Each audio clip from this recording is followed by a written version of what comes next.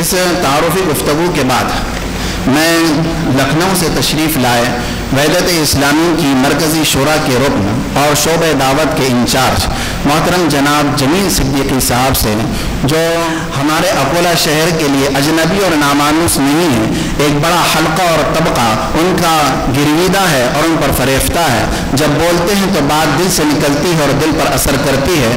ان تمام چیزوں کے ساتھ اس کے باوجود کہ ان کی طبیعت شدید ناساز ہے اور وہ صحیح ڈھنگ سے گفتگو کرنے کی بھی ابھی اس میں نہیں ہے کہ وہ صحیح گفتگو کر سکیں، طبیعت شدید ناساز تھی، لیکن پھر بھی جیسا کہ میں پہلے عرض کر چکا، اس دارالاسرہ کی اہمیت، آپ لوگوں کی محبت اور منتظمین کی دعوت ان کو یہاں پر کھینچ لائی ہے۔ میں شکریہ کے ساتھ میں جناب جمیل صدیقی صاحب سے درخواست کرتا ہوں کہ وہ اپنے کلمات عالیہ سے ہم تمام کو مستفیض فرمائیں۔ محترم جناب جمیل صدیقی صاحب۔ السلام علیکم ورحمۃ اللہ وبرکاتہ۔ الحمدللہ رب العالمین الرحمن الرحیم مالک یوم الدین والصلاة والسلام على سید المرسلین وصحابہ الطاہرین الی یوم الدین۔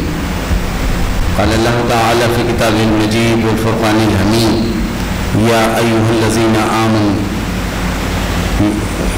ادخلوا فی السلم کافہ ولا تتبعوا خطوات الشیطان انہ لکم عدو مبین۔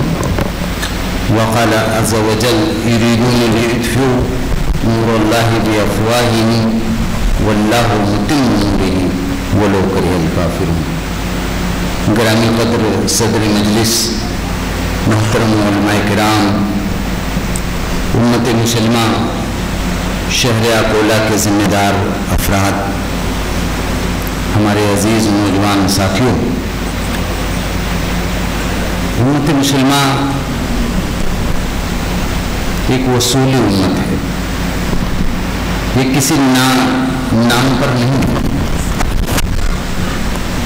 یہ بودھزم کی سطح پر ہندوازم کے علاقائی تصور کے ساتھ عیسائیت کے حضرت عیسیٰ سے نسبت کی طرح یہ کوئی ایسی امت نہیں ہے، یہ ایک پرنسپل بیسڈ امت ہے، ایک اصولی امت ہے، اور وہ اصول یہ ہے کہ جو بھی فرد اپنے آپ کو اللہ کے حوالے کر دے ہی از مسلم۔ complete and total submission to the will of Almighty Allah, that is Islam۔ مکمل اپنے آپ کو اللہ کے حوالے کر دینا، یہ اسلام ہے۔ یہاں تک کہ آپ کو شاید حیرت ہوگی، آج سے 100 سال پہلے جب سید نے محمڈنزم کے اصطلاح کی استعمال کی تو ہمارے علماء نے شدید مخالفت کی، حالانکہ محمڈنزم کا مطلب ہی ہوا کہ محمد صلی اللہ علیہ وسلم کے ماننے والے، لیکن علماء نے کہا کہ ہم محمڈن نہیں ہیں، ہم مسلم ہیں، کیونکہ قرآن نے ہمارا نام مسلم رکھا ہے، ہوا سماکم المسلمین من قبل وفی ھذا۔ تو ہم امت مسلمہ کے لوگ ایک اصولی امت ہیں۔ یہ جو امت ہے اس کو یہ دو چیزوں سے مرکب ہے، اس کا اصولی سرمایہ دو چیزیں ہیں، ایک محمد صلی اللہ علیہ وسلم جو اللہ کے رسول و نبی ہیں وہ، اور دوسرے اللہ کی کتاب۔ انسانوں کی ہدایت اور رہنمائی کے لیے اللہ نے جو نظام دیا ہے وہ یہی ہے کہ ایک رسول، ایک نبی اور اس کو دی جانے والی ہدایت، کتاب، اس کا ٹیکسٹ، یہ دونوں ملا کر کے اسلام ہے۔ اگر کوئی آدمی کہے کہ میں رسول کو تو مانوں گا لیکن کتاب کو نہیں مانوں گا تو اسے گمراہی سے کوئی بچا نہیں سکتا، اور کوئی آدمی کہے کہ میں رسول کو سمجھنے کے لیے مجھے کتاب کی کوئی ضرورت نہیں ہے، یا میں رسول کو جیسا عیسائیوں نے کہا خدا کا بیٹا بنا دیا، یہودیوں نے حضرت عزیر کو خدا کا بیٹا بنا دیا، یہ سب گمراہی سے نہیں بچ سکے۔ اس امت کا نام ہے امت وسط، یہ درمیان کی معتدل اور بیلنسڈ امت ہے۔ اس تفصیل میں جائے بغیر میں صرف اتنی بات عرض کرنا چاہتا ہوں کہ یہ جو امت کا اصولی مقام ہے کہ یہ رسول، نبی اور کتاب ان دونوں سے مرتب ہوتی ہے۔ اگر کسی چیز سے بھی تعلق امت کا کمزور ہو جائے گا تو امت بہت نقصان اٹھائے گی۔ نتیجہ کیا ہے کہ آج ہماری آپ نہ سمجھیے کہ سب ہمارے دشمن ہی سب حرکتیں کر رہے ہیں. خود ہم اپنے لیے کم قاتل نہیں ہیں. اس وقت ہم میں سے بہت بڑی تعداد اپنے بچوں کو ہم تعلیم دلا رہے ہیں irrespective of need, اینڈ جو کرنٹ سنگینیاں ہیں, سیویئرٹی ہے, اس سے بالکل نظر انداز کرتے ہوئے ہمیں بالکل فکر نہیں ہے, ہم اپنے بچوں کو ایسے اداروں میں داخل کر دیتے ہیں جو بچے بالآخر مرتد ہونے کے قریب ہو جاتے ہیں. آپ جانتے ہیں, میں ایک مثال دوں گا, شاید آپ کو تلخ لگ جائے لیکن میں معذرت بھی نہیں کرنی چاہتا. عموماً حل کیا ہے ہمارا, ہم اپنے بچوں کو کانوینٹ اور انگلش میڈیم اسکولوں میں, کرسچن اسکولوں میں داخل کرتے ہیں. اس کی حقیقی نوعیتیں ہوتی ہیں گویا وہ ہمارے بچوں کو ارتداد تک لے جاتے ہیں. اصل پوزیشن کیا بنتی ہے کہ گویا ہم ان سے کہتے ہیں کہ آپ ہمارے بچے کو مرتد بنانا چاہتے ہیں تو لے جائیے, یہ میرا بچہ حاضر ہے آپ کی خدمت میں, ہم آپ کو 2500, 5000, 10,000 پر منتھ دیں گے, بھی لے جائیے اس کو مرتد بنا. آپ کو بات خراب لگی ہوگی لیکن حقیقت یہ نہیں ہے. ہمیں آج کل ایک دینی حلقوں میں جو ذرا سا بیداری, تھوڑی سی بیداری یہ ہے کہ ہم چاہتے ہیں کہ بھائی اپنے بچوں کو قرآن شریف پڑھا دیں, ہم اپنے بچے کو کچھ بنیادی باتیں تھوڑا یاد کرا دیں. جو سیلاب ہے آپ کے خلاف, جو طوفان ہے آپ کے خلاف, وہ اتنے سے نہیں رکے گا. اس کے لیے بچے کے دل میں یہ صرف انفارمیٹو نالج نہیں کافی ہے, صرف آبجیکٹو نالج کافی نہیں ہے, وہ بچے کے ایمان میں, اس کے ادراک میں بٹھانے کی ضرورت ہے اسلام کو. ورنہ اس سیلاب اتنا سنگین ہے, اس میں وہ مشرق کی دیومالائی تہذیب اور مغرب کی حیا باختہ تہذیب دونوں نے مل کر کے آپس میں اس وقت مصافحہ, معانقہ اور تعاون و اشتراک کے ذریعے امت مسلمہ کی تہذیب کو الغار کر رکھی ہے. میں اللہ کے گھر میں پوری ذمہ داری کے ساتھ یہ بات کہتا ہوں کہ اس وقت مشرق اور مغرب, ہم بہت چلاتے رہے 100 سال سے کہ مغرب کیا مشرق نے ہمارے ساتھ کچھ کم ظلم کیا ہے؟ یہاں کے دیومالائی تہذیب نے کیا ہمارے ساتھ کوئی مشفقانہ رویہ اختیار کیا ہے؟ آپ حیرت زدہ رہ جائیں گے. قادیانیت جب مسئلہ اٹھا تھا تو جب مولانا ثناء اللہ امرتسری, مولانا رحمت اللہ کیرانوی اور سب بزرگوں نے قادیانیت کو خارج اسلام قرار دیا اور باقاعدہ جو ہے اس کے خلاف ایک دم پورا ماحول بنا دیا پورے عالم اسلام میں, قادیانیوں نے گھبرا کے قادیانی کانفرنس کی. میں آگے جو بولنے جا رہا ہوں شاید آپ بند رہ جائیں گے. اس کانفرنس کا چیف گیسٹ ان لوگوں نے پنڈت جواہر لال نہرو کو بنایا, قادیانیوں نے, اور نہرو نے تقریر کی جو اس وقت وہ تقریر آن ریکارڈ موجود ہے. نہرو نے کہا کہ مسلمان علماء بڑے تنگ نظر واقع ہوئے ہیں, یہ نہیں چاہتے کہ مکہ مدینہ کی طرح ان کی ایک زیارت گاہ ہندوستان میں ہو جائے اور ان کا ایک نبی ہندوستان کی مقدس سرزمین کا ہو جائے. ہمارے بھی ہیں مہربان کیسے کیسے. میں بہت ادب کے ساتھ عرض کر رہا ہوں, صرف یقیناً انفارمیشن ایک بہت اہم مسئلہ ہے, بہت بڑی ضرورت ہے, لیکن ہمارے لیے دین کے تعلق سے صرف انفارمیشن کا فلڈ کافی نہیں ہے, انفارمیشن کا کوئی ریل پیل اتنا کافی نہیں ہے. ہمیں وہ جو یہ اسلامک انفارمیشن ہے اس کو دل و دماغ میں اتارنا پڑے گا. مولانا اشرف علی تھانوی رحمۃ اللہ کے علیہ کے نام سے مجھے نہیں لگتا کہ یہاں کوئی ناواقف ہوگا. حضرت تھانوی رحمۃ اللہ علیہ کے بارے میں آتا ہے کہ انہوں نے ان سے ان کے کسی شاگرد نے کہا کہ حضرت گاندھی جی کہتے ہیں کہ میں جانتا ہوں, غور سے سنیے یہ بات, گاندھی جی کہتے ہیں کہ میں جانتا ہوں کہ حضرت محمد جو تھے وہ بہت آدرش پروش تھے, وہ یتیموں کے سرپرست تھے, وہ بیواؤں کی خبرگیری کرتے تھے, وہ مجبوروں اور بے کسوں کی مطلب سرپرستی کرتے تھے, ان کی دادرسی کرتے تھے. میں جانتا ہوں. حضرت تھانوی سے جب انہوں نے کہا کہ وہ کہتے ہیں, بہت پیارا جواب تھا, اللہ تعالیٰ ان کو بہترین نظر عطا فرمائے. تو کہا کہ وہ کہتے ہیں, تو حضرت تھانوی نے کہا جب وہ جانتا ہے تو مانتا کیوں نہیں ہے؟ اصل مسئلہ ماننے کا ہے. یہ بات صرف گاندھی جی کے لیے کافی نہیں ہے, یہ آپ کو جو سیاسی لیڈران ہیں اگر یہ تھوڑا بہت جانتے ہوں تو اس کو ماننا بہت ضروری ہے. ایسے ایسے آپ کے ایجوکیشنسٹ، ایسے ایسے آپ کے انٹلیکچوئلس معاشرے میں موجود ہیں جو کہتے ہوئے نظر آتے ہیں کہ قرآن مجید 1500 سالہ پرانی کتاب ہے، اب حالات بہت بدل چکے ہیں، اس میں امینڈمنٹ کی ضرورت ہے. آپ کیا سمجھتے ہیں؟ کیا یہ آپ کے سو کالڈ انٹرنل انٹلیکچوئلس کیا گاندھی جی سے کم خطرناک ہے اسلام کے لیے؟ میں بہت صاف کہنا چاہتا ہوں، ایک انٹروسپیکشن کی ضرورت ہے، ایک خود احتسابی کی ضرورت ہے. ہمارے یہاں ایک چیز، میں ایک اہم نقطے کی طرف اشارہ کرنا چاہتا ہوں، جو آپ نے یہ دارالاسرہ بنایا ہے، وہ نام مجھے لگتا ہے انہی احادیث سے ڈرائیو کیا گیا. حضور پاک صلی اللہ علیہ وسلم نے فرمایا الدین یسر، دین آسان ہے. فرمایا ایک جگہ یسر ولا تعسر، آسانی پیدا کرو، مشکل نہ پیدا کرو. یہ دین کا مزاج ہے، یہ دین آسان ہے. آسان کیوں ہے؟ وہ بات سمجھنے کی ضرورت ہے. یہ دین آسان اس لیے ہے کہ یہ ہمارے پیدا کرنے والے کا دیا ہوا دین ہے. یہ ہمارے لیے فطری دین ہے. اسلام کا کے دو دعوے ہیں، ہمارے نوجوانوں کو سمجھ لینا چاہیے. دو دعوے ہیں اسلام کے. ایک تو اسلام مکمل نظام حیات ہے، کمپلیٹ سسٹم آف لائف ہے. Each and every step and segment of life is covered by Islam. اسلام کے ذریعے زندگی کا ہر شعبہ ہر صغرا وہ احاطہ کیا جاتا ہے. یہ اسلام کا بہت اہم دعویٰ ہے.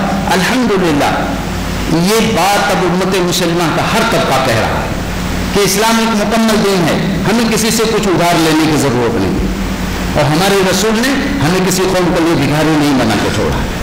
لیکن ایک اور دعویٰ ہے اسلام کا، اس کو سمجھ لیجیے ذرا سا توجہ سے. وہ ہے کہ اسلام ایک فطری نظام ہے، ایک نیچرل نظام ہے. یہ آپ کے دارالاسرہ کا تعلق بہت گہرا اس بات سے کہ اسلام ایک نیچرل وے آف لائف ہے. نیچرل وے آف لائف کیا ہے؟ ہمارا جو نیچر ہے، ہمارا جو مزاج ہے، ہماری جو صلاحیتیں ہیں، ہماری جو ایبلٹیز ہیں، ہماری جو سائیکولوجی ہے، جتنا ہم جانتے ہیں اپنے بارے میں اتنا آپ نہیں جانتے. جتنا میں اپنے بارے میں جانتا ہوں اتنا میرا کوئی دوسرا دوست، بہت قریبی دوست بھی نہیں بتا سکتا ہے. لیکن ہاں ایک ذات ایسی ہے کہ جتنا میں اپنے بارے میں جانتا ہوں اس سے زیادہ جانتی ہے وہ ذات. وہ کون ہے؟ وہ ہمارا خالق ہے، وہ ہمارا پیدا کرنے والا ہے.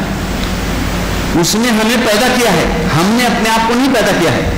تو ہمارے سائیکو کو، ہمارے احساسات کو، ہمارے جذبات کو، ہماری ضروریات کو، ہماری نفسیات کو جتنا وہ جانتا ہے ہم خود نہیں جانتے. جب وہ کوئی نظام دے گا، جب وہ کوئی طریقہ زندگی دے گا تو وہ فطری طریقہ ہوگا، وہ نیچرل طریقہ ہوگا.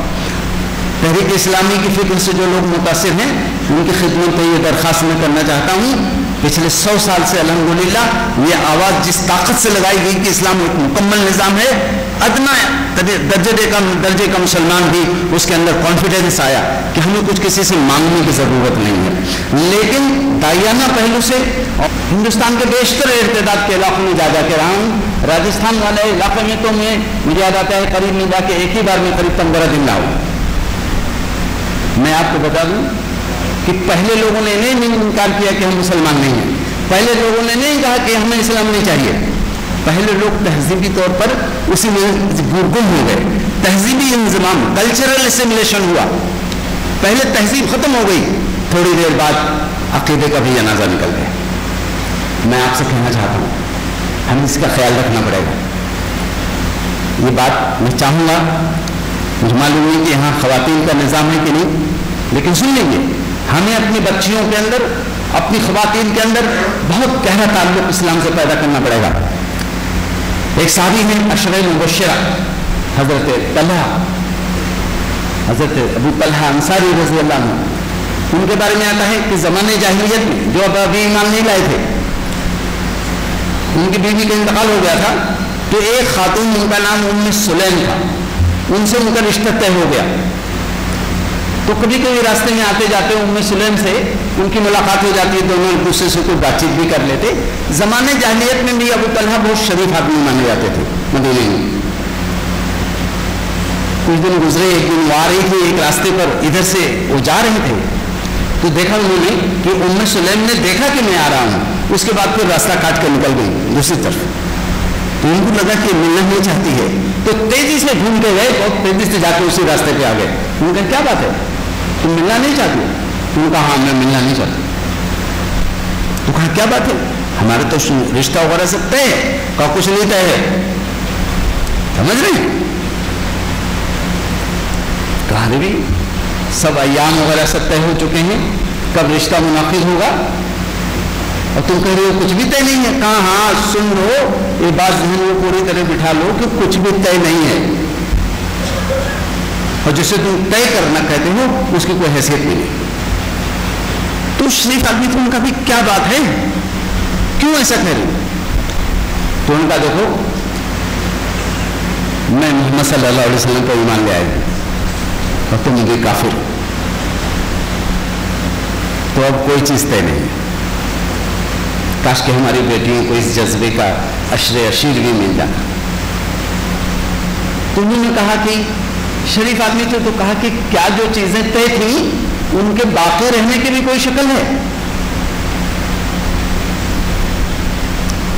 ام سلیم نے کہا ہاں بس ایک شکل ہے کہ تم ایمان لے آؤ، اور سنو اگر تم ایمان لے آؤ گے نا تو میں تم سے کوئی مہر نہیں لوں گی، تمہارا ایمان لانا ہی میرے لیے مہر ہو جائے گا.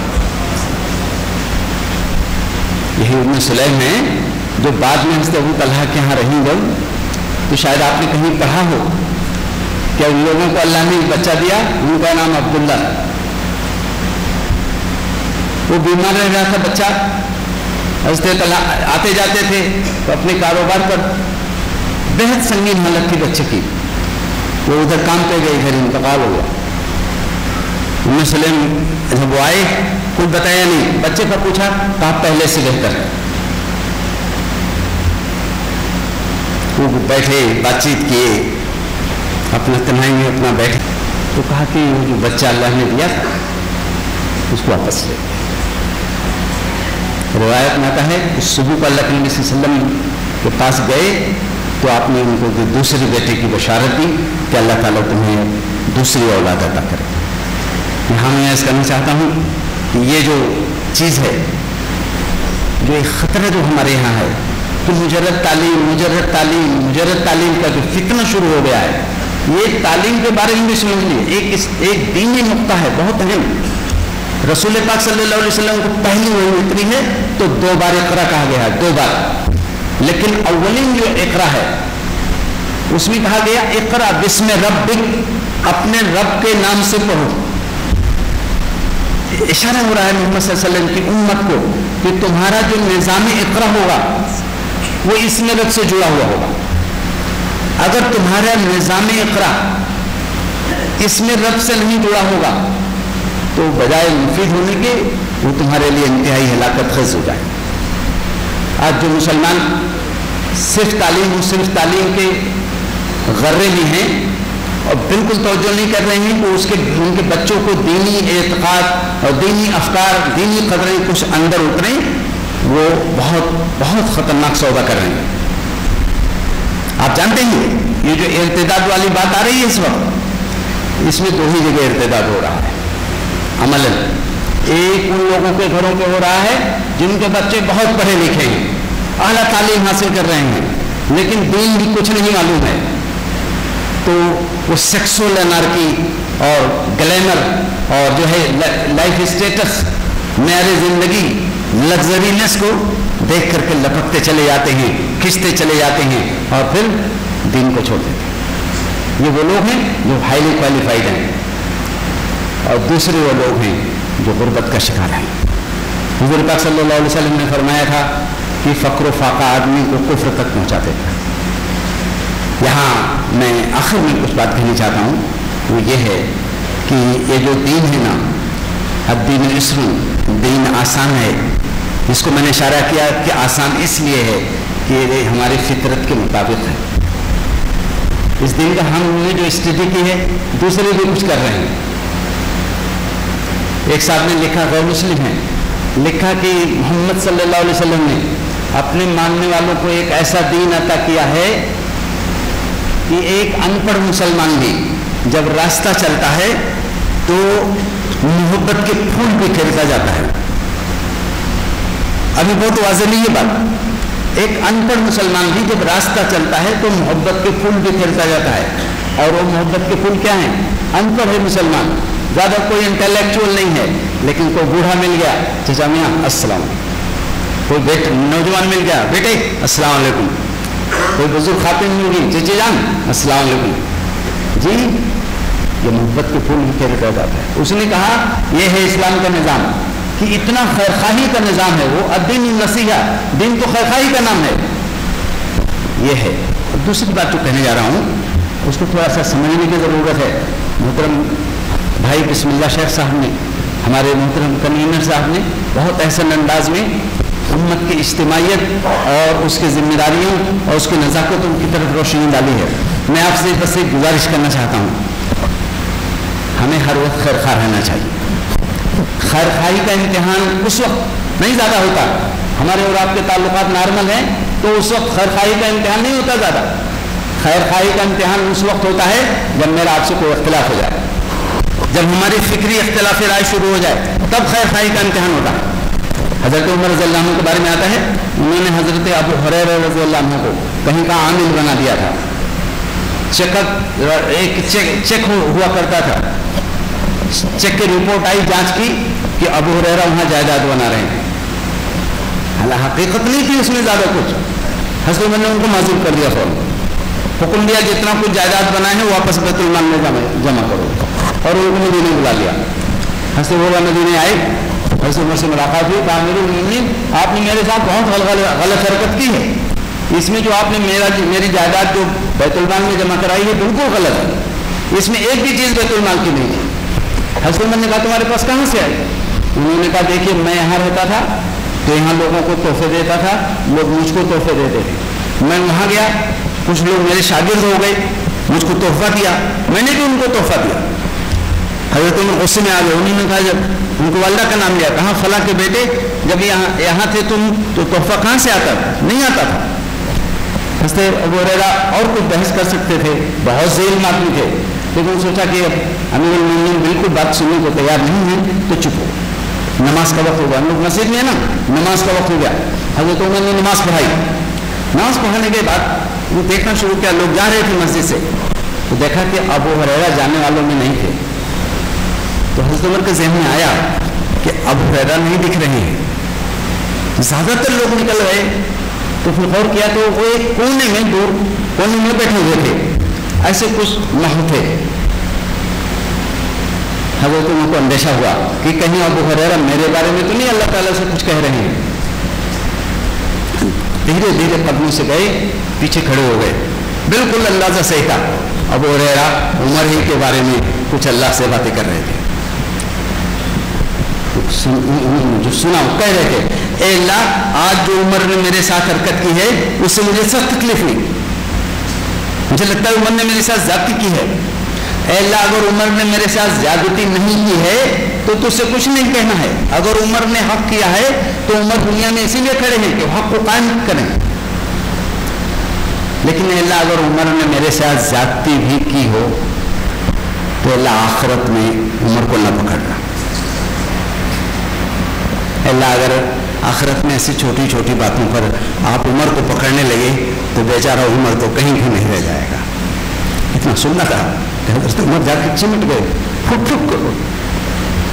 کہا ابو ہریرہ میں تمہیں بہت عظیم آدمی سمجھتا تھا، لیکن خدا کی قسم مجھے نہیں معلوم تھا کہ تم اخلاق کے اتنے بلند مرتبے کے فائز ہو. میں صرف عرض کرنا چاہتا ہوں کہ یہ خیرخواہانہ نظام انفرادی طور پر، اجتماعی طور پر یہ ہمارے لیے بہت بڑا سرمایہ ہے. یہی امتحان ہوتا ہے. اور آخر میں ایک بات عرض کروں گا، یہ نظام یسریٰ کے ذمہ داروں سے بھی کہنا چاہتا ہوں، باخبر رہنے کی کوشش کیجیے. یہ باخبری صرف اپنے تک محدود نہ رکھیے، اپنی بیٹیوں تک بھی اس کو لے جائیے، اپنی بہنوں تک بھی لے جائیے. باخبری یہ ہماری ایک بہت بڑی ذمہ داری ہے. امت مسلمہ کے استقامت، امت مسلمہ کے اقدام اور آفنس ہر چیز میں باخبری. میں آخری بات یہ کہنا چاہتا ہوں کہ باخبری ہماری ایک ذمہ داری ہے، کلیکٹیو اوبلیگیشن ہے، اجتماعی فریضہ ہے کہ ہم میں سے ہر آدمی باخبر رہے. لیکن اگر سب نہیں رہ سکتے تو جیسے آپ نے کمیٹی بنائی، جیسے ہمارے ذمہ دار بھائیوں کی یہ فہرست ہے، ایسے کم سے کم اتنے لوگ باخبر رہیں گے نا اس شہر میں تو انشاءاللہ دشمن کی کوئی شرارت کامیاب نہیں ہو سکتی. میں اشارہ کرنا چاہتا ہوں آج سے قریب 600-700 سال پہلے جب پوری دنیا میں صلیبی جنگ چل رہی تھی، وہ جنگ جانتے ہیں 400 سال تک چلی تھی. 400 سال. اس جنگ کے موقع پہ ایک بار ایسا ہوا کہ جو کمانڈر تھے انہوں نے خلیفہ وقت کو خط لکھا کہ حضرت والا اس وقت نوجوان فوج میں بھرتی نہیں ہو رہے، نوجوانوں کو زندگی کی آشائشیں اور زندگی کی لذتیں بہت زیادہ راس آ گئی ہیں، وہ فوج میں آ ہی نہیں رہے ہیں، جہاد کا جذبہ ختم ہو گیا ہے، تو ہم بہت دقت میں پھنس گئے ہیں، ہمارا ریزرو تقریباً ختم ہو رہا ہے. ریزرو فورس سمجھتے ہیں نا، جیسے ہمارا ملک ہے نا تو سینکڑوں جگہوں پہ کیمپس بنے ہوئے ہیں، ہے نا. وہ کیمپس اسی لیے بنے ہیں کہ وہاں لڑائی نہیں ہوتی ہے، وہاں صرف فوج رہتی ہے، ڈرل کرتی ہے، ٹریننگ کرتی ہے، وقت سنگین ضروریات پر چلی جاتی ہے وہاں جہاں ضرورت ہوتی ہے. تو کہا کہ ہمارا ریزرو کمزور ہو گیا، ہمارے دشمنوں کا بھی معلوم نہیں ہے اور پوری دنیا میں جنگ چل رہی تھی. تو لکھا کہ اگر کسی وقت بدقسمتی سے اگر ہمارے دشمنوں کو معلوم ہو گیا کہ ان کا ریزرو ختم ہے تو ساری دنیا میں ایک لفظ حملہ بول سکتے ہیں. تو آپ کوشش کیجیے خدا کے لیے کہ نوجوان اس طرف آئیں. خلیفہ نے ایک خط لکھا، آپ ایک کتاب کا نام لے رہا ہوں، اگر مل جائے تو ضرور پڑھ لیجیے. اس کتاب کا نام ہے اسلام 15ویں صدی ہجری کے استقبال میں. بہت مشہور عالم اسلام کے مصنف محمد الغزالی نے لکھی ہے اس کتاب کو، مصر کے بہت نامور عالم ہے. اس میں لکھا ہے کہ یہ خط پورے عالم اسلام میں، خلیفہ نے خط لکھا، وہ خط پورے عالم اسلام میں پڑھا گیا. ایک مسجد کا انہوں نے ذکر کیا ہے کہ بہت بڑی مسجد تھی، اس مسجد میں صحن میں ایک بڑا چبوترا تھا، امام نے آ کر کے وہاں وہ خط پڑھا. وہ کہ جس بھی مسجد کے لوگ ہوں، شوافی یا حنابلہ، تو مسجد کے کنارے ایک باؤنڈری تھی، اس میں اس شہر کی خواتین بھی آتی تھی نماز پڑھنے. جب امام نے وہ خط پڑھا، حالات کے سنگینی بیان کی، نوجوانوں کو غیرت دلائی. بہرحال بہت جذبے میں آئے لوگ، لیکن جو عورتوں کے حلقے میں ایک بالکل نوعمر لڑکی تھی جس کی ابھی شادی بھی نہیں ہوئی تھی، وہ شدت احساس میں پھپک کر رونے لگی کہ میری امت اتنے چیلنجز میں گر گئی ہے اور میں اپنی امت کے لیے کچھ نہیں کر سکتی. اور رونے، اس کو ہوا یہ کہ پہلے رونے لگی، بس ماں کو یہ احساس دل میں آیا، بس مسکرانے لگی. تو قریب میں جو عورتیں بیٹھی تھیں وہ سوچنے لگی عجیب لڑکی ہے، ابھی رو رہی تھی اور ابھی مسکرا رہی ہے. اگلے جمعہ میں اس نے جو حرکت کی، پورا عالم اسلام، جانتے پورا عالم اسلام کتنا لمبا تھا؟ تقریباً سمرقند سے لے کے سوڈان تک، آرمینیا سے لے کر کے پورا ہندوستان اور ملتان وغیرہ سب اس میں شامل تھے. یہ عالم اسلام تھا اس وقت. اس لڑکی نے خط لکھا امام صاحب کو. ہوا یہ کہ اس لڑکی نے اگلے جمعہ میں ایک قینچی دی اور قینچی سے اپنے سارے بال کاٹ دیے، ایک لفافے میں بھر دیا. امام صاحب کو خط لکھا کہ محترم امام صاحب، پچھلے جمعہ میں آپ نے ملت کی جو حالت اظہار بیان کی ہے، مجھے انتہائی صدمہ ہے کہ میں ایسے نازک حالات میں اپنی امت کے لیے کچھ کام نہیں آ پا رہا. میں لڑکی ہوں، میرا جہاد میں بھی جانے کا کوئی نظام اور صورت نہیں ہے، ورنہ وہاں بھی چلی جاتی. آخری اس کا پیرا جو ہے اس خط کا، اس نے لکھا کتنا بھولا پن ہے. کہا البتہ میں نے بچپن میں سنا تھا کہ بالوں کی رسی بہت مضبوط ہوتی ہے، تو میں اپنے بال آپ کو بھیج رہی ہوں، اس کی رسی بنوا دیجیے گا، میرے کسی مجاہد بھائی کے گھوڑے باندھنے کے کام آ جائے. اتنا سننا تھا. امام نے خط پڑھا، حکم پڑھ کے ساری مسجد میں لوگ عجیب احساس کے ساتھ، کچھ لوگ نعرے لگانے لگے، کچھ لوگ چیخ پڑے. سن لیجیے، ایک مہینے کے اندر پورا عالم اسلام بدل گیا. ایک مہینے کے اندر. مورخین لکھتے ہیں کہ فوج کے جس بھرتی کے سمجھے تو 2 لوگ تھے، کہیں 6 کہیں 8 کہیں 12 افسر متعین کرنے پڑے، ٹوٹ پڑے نوجوان۔ ایک بیٹی کے باخبر ہونے سے اگر پورا عالم اسلام جاگ سکتا ہے تو آپ 10 بیٹیوں کو اگر اکولا میں باخبر کر لے گئے تو انشاءاللہ اکولا ایک مثال بن سکتا ہے۔ میں اپنے نوجوان جو یہاں بیٹھے ہیں، آپ کی بیویاں ہیں، وہ امت مسلمہ کی ایک متاع ہے، امت مسلمہ کی ایک ایسٹ ہے۔ کوشش کیجئے کہ ان کو پورا ان کی صلاحیتوں کا استعمال کیجئے۔ میں اللہ تعالیٰ سے دعا کرتا ہوں کہ اللہ تعالیٰ حالات کی نزاکتوں کو ہمیں سمجھنے کی توفیق عطا فرمائے۔ ذمہ داریوں کے لیے بہت دیر تک سوچیے نہیں، جو سمجھ نہیں آ جائے اس کو انیشیٹو لیجئے، اس کو کریے انشاءاللہ۔ والذین جاہدوا فینا لنہدینہم سبلنا، جو لوگ ہمارے راستے میں جدوجہد کریں گے، ان کے راستے اگر ان کے دشمن روکیں گے تو ہم ان کے لیے کئی راستے کھول دیں گے۔ یہ اللہ کا وعدہ ہے، ان اللہ لا یخلف المیعاد، اللہ سے زیادہ اپنے وعدے کا کوئی پورا کرنے والا نہیں ہے۔ اللہ تعالیٰ میری بھی مدد فرمائے، آپ کی بھی مدد فرمائے۔ وآخر دعوانا ان الحمد للہ رب العالمین۔ السلام علیکم ورحمۃ اللہ۔ اگر ہمارے ویڈیوز آپ کو پسند آ رہے ہوں تو لائک، کمنٹ اور شیئر کریں، اور مزید نئی ویڈیوز کے لیے ہمارے چینل دعوت میڈیا کو سبسکرائب کریں اور بیل آئیکن پر کلک کریں۔